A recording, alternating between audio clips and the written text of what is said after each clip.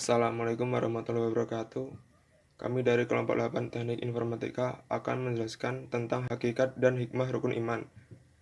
Dengan materi yang pertama iman kepada hari akhir dan yang kedua iman kepada qada dan qadar. Perkenalkan, saya Araska Firdaus Anafianto dengan NPM 20.05.04.0040. Yang pertama, iman kepada hari akhir. Iman kepada hari akhir atau hari kiamat adalah rukun iman yang kelima. Semua umat muslim di dunia harus meyakini adanya hari kiamat atau berakhirnya zaman. Hari di mana alam semesta dan isinya akan dihancurkan dan diluluhlantahkan oleh Allah. Dengan menanamkan keyakinan tentang hari kiamat atau hari akhir, maka akan membuat kita semakin berserah diri kepada Allah. Yakin bahwa akan ada hari pembalasan, dengan begitu akan membuat kita semakin taat menjalankan perintahnya dan meninggalkan larangannya. Kemudian kiamat sugro atau kiamat kecil adalah kejadian hancurnya jagat raya dengan skala kecil. Misalnya tanda-tanda kiamat sugro adalah kematian, bencana alam seperti tsunami, gempa bumi, banjir dan sebagainya. Biasanya sering terjadi di lingkungan kita yang merupakan suatu teguran Allah Subhanahu wa taala. Selanjutnya tanda-tanda kiamat sugro. Yang pertama diutusnya Nabi Muhammad SAW sebagai nabi terakhir. Kemudian banyaknya terjadi bencana alam, misalnya gempa bumi, tanah longsor dan lain-lain. Yang ketiga banyaknya jumlah kaum perempuan dibanding laki-laki. Yang keempat, fitnah yang merajalela dengan menimpa kehidupan manusia. Yang kelima, banyaknya jumlah pembunuhan disebabkan hal yang sepele atau kecil. Yang keenam, segala hal atau urusan dipegang oleh bukan ahlinya. Yang ketujuh, adanya laki-laki telah menyerupai wanita atau sebaliknya. Yang kedelapan, timbulnya pergaulan bebas antara laki-laki dan perempuan. Yang kesembilan, merajalelanya kemaksiatan. Dan yang terakhir, minuman keras yang merajalela. Kemudian kiamat kubro atau kiamat besar adalah kejadian hancurnya alam semesta beserta isinya atau hancurnya alam semesta seluruhnya termasuk semua penghuni-penghuninya seperti manusia, hewan, tumbuhan, dan tanda dimulainya kehidupan di akhirat. Kemudian tanda-tanda kiamat kubro, munculnya binatang-binatang dapat bicara. Yang kedua, Al-Quran tidak dianggap lagi sebagai pedoman hidup, melainkan hanya sekedar bahan bacaan biasa. Yang ketiga, Ya'juj dan Ma'juj, yaitu bangsa yang gemar dengan membuat kerusakan di bumi. Dan yang keempat, banyak manusia yang menjadi kufur dan murtad. Yang kelima, munculnya Dajjal, makhluk penyebar fitnah yang membuat manusia meninggalkan agama Islam. Dan yang terakhir, matahari terbit dari barat dan terbenam dari arah timur. Assalamualaikum warahmatullahi wabarakatuh. Perkenalkan, nama saya Fatur Rahman Juliansa dengan NPM 20.0504.0051. Di sini saya akan melanjutkan pengertian kiamat sugro dan kiamat kubro. Fungsi mengingat kiamat sugro dan kiamat kubro adalah menyadari bahwa alam seisinya akan hancur lebur. Maka setiap orang muslim harus banyak melakukan amal kebaikan serta menjauhi segala amal perbuatan yang tidak baik atau menjauhi larangan Allah Subhanahu wa taala. Yang kedua, mengingat bahwa hidup di dunia ini merupakan sawah ladang kehidupan alam akhirat atau merupakan jembatan untuk menuju ke alam akhirat. Maka kita harus membelanjakan atau menginfakkan sebagian harta untuk menghindari dari sifat rakus, tamak, dan kikir. Yang ketiga, berani dan tidak takut mati karena membela agama serta menegakkan dan menjunjung tinggi agama Islam. Yang keempat, tidak iri terhadap kenikmatan yang diperoleh orang lain.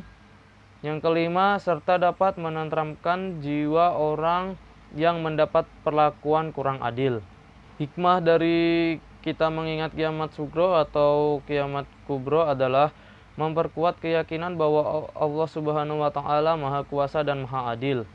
Yang kedua, memberikan dorongan untuk membiasakan diri dengan sikap dan perilaku terpuji atau akhlakul karimah, dan menjauhkan diri dari sikap serta perilaku tercela, akhlakul mazmumah.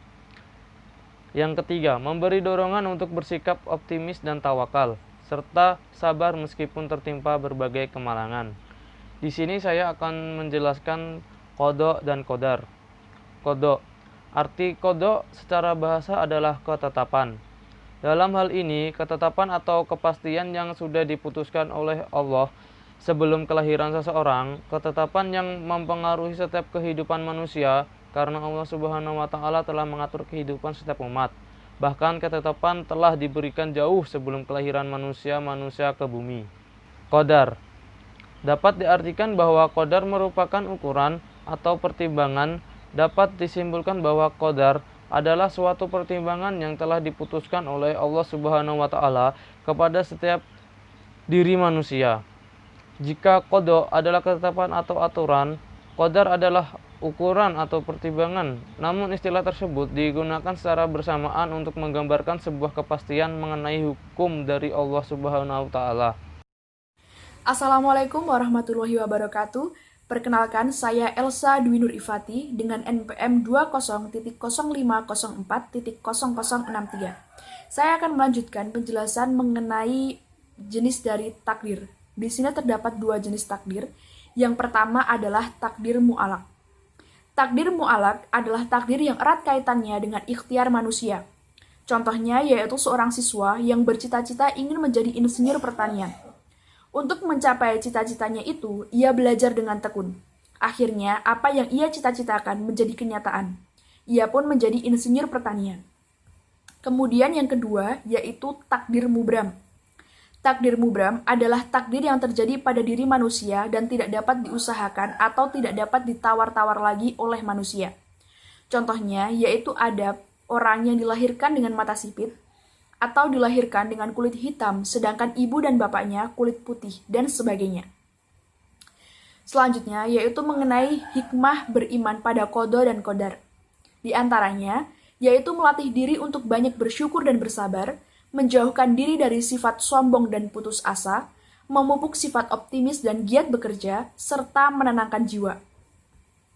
Selanjutnya, yaitu ciri-ciri dari orang yang beriman kepada qada dan qadar.